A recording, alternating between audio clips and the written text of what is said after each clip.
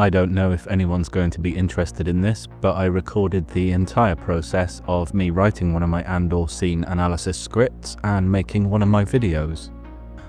People have definitely said things along the lines of how do you do it, I suppose, and for those people, this is how. So first of all, I'll watch the scene a couple of times and just think about it a bit. I'll then watch it with regular pauses and capture all the dialogue and write it down, as I'll want to look at that as well as hear it. I often write initial thoughts into the script here in square brackets and add descriptions of the visual, physical or aural elements of the scene. In this case, I took a shortcut and started with a transcription I found on a site called Scraps from the Loft, who had already transcribed it. I took their work and basically formatted it in a way that was easiest for me to understand, made sure the lines were correctly attributed, etc., because transcribers often only attribute the first line from each character. While I'm doing all of this tidying up of the script, I'm usually working through the rough shape of the essay in my head, because it's interacting with the words like that is helping me to sort of think through them. If you're wondering why I make so many typos, I have a bad keyboard. Well, it's only bad because someone spilled beer in it. Someone seems to spill beer in all my keyboards, or chocolate yazoo. I'm going to get one of those medical grade ones.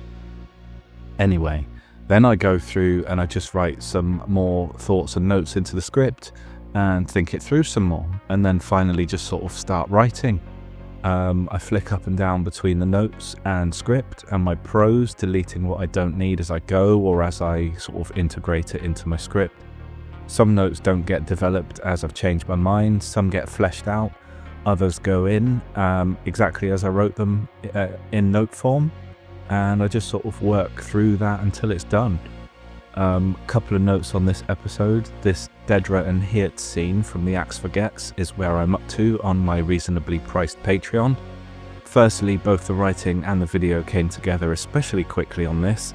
This video is nearly 3 hours uncompressed. It'd normally take me 5 or 6 for a scene of this length, which is quite a short scene. Also, it's not the greatest Andor essay I've done, and you know, everything can't be. I've applied the same process to this scene as all the others. Think I've figured out what it's saying, but my last videos on Patreon were this Cyril one and this Perrin one, and I was really chuffed with how they came out, but this quick conversation between Dedra and Heert doesn't have enough in the scene to compete with those. That's what I'm blaming the quality of this for anyway. This is more structural groundwork the show is doing than anything exciting. So when the script is done, I go through it a few times, reading, rereading, tweaking. You may notice I wrote whole parts I ended up deleting, like when I went off on a tangent about Heert mentioning Fondor. Did Luthen steal some of his advanced ship stuff from them directly from their logistics chain? Did he steal the ship itself? I decided not to keep that in the end. When I'm done, next up is recording the narration. I just use Windows Sound Recorder. You'd be amazed at how often I fall over narrating my own words. If I end up with about 4 minutes of video, I've probably cut out about 8 minutes of gaps, me mispronunciating stuff, and me subsequently swearing at my lack of vocal dexterity. On the occasions, which are thankfully less than before, where I appear on video, it means recording video with my phone separately and syncing the two with Collapse. Once the narration is done, I use Clipchamp, don't ask me why, I just do, to take that audio file and remove the useless 2/3, the gaps, etc. When I've done that, I save it as a sound file and upload that into a free tool Adobe has for cleaning up sound. This will quickly return the file to me having removed echo, sibilance, that's unpleasant S sounds, vocal pops, and my girlfriend clattering dishes around in the background, which always has to be when I'm recording for some reason. Then I use that enhanced sound file as the basis for my video. I set that at 130% of default volume as it doesn't seem loud enough by itself.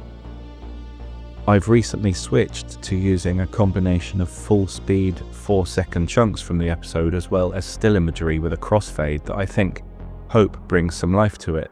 Nobody liked the slowed down video clips, least of all me, but I am talking for longer than the source material, so I need to fill up the visuals somehow, and hopefully this is a bit more pleasant to watch now. As a general rule, as you can see, I'll just put all the visuals in order, and in an ideal world that would just work, but of course it doesn't work like that. Sometimes I don't even discuss the scene in chronological order, so I try to shuffle stuff around so it visually fits wherever possible. In this video, both the mention of Dedra taking pills and her adjusting her collar are both things that need visual accompaniment, but apart from that, just showing the visuals in order is pretty relevant to what's being discussed. For music, different video editors that I have access to have different music catalogues that I can use, but in this example I just stayed with Clipchamp. I just choose a couple of tracks that fit the vibe. For the ISB, I always go for something which is very clean sounding, corporate, like elevator music, Muzak, mole music, that kind of thing. If at all possible, tinged with a little bit of horror or sadness if I can find that, maybe something xylophony. Sometimes I mess with the music to get the desired edge or make it feel off. In this case, the second track I used here didn't work until I slowed it down to 50% speed. So yeah, I experiment with the music volume. It's usually set between 4 and 6%. The last couple of things I deal with are overlays and final touches. Make sure the channel ident is there at the end and give it the usual smoke effect. I put my text overlay on using a previous episode to make sure it's a consistent size and position. If it's going on YouTube, I'll put a subscribe button on there if I remember.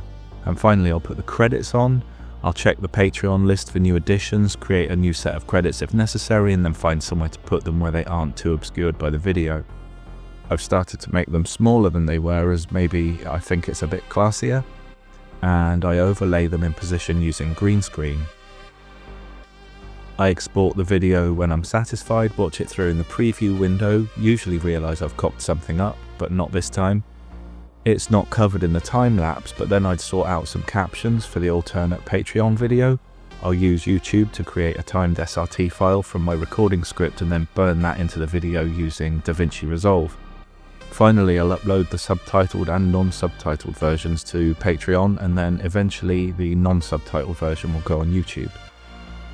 So hopefully that was illuminating. Please do subscribe on YouTube if you're somehow still listening at this point in the video but not subscribed.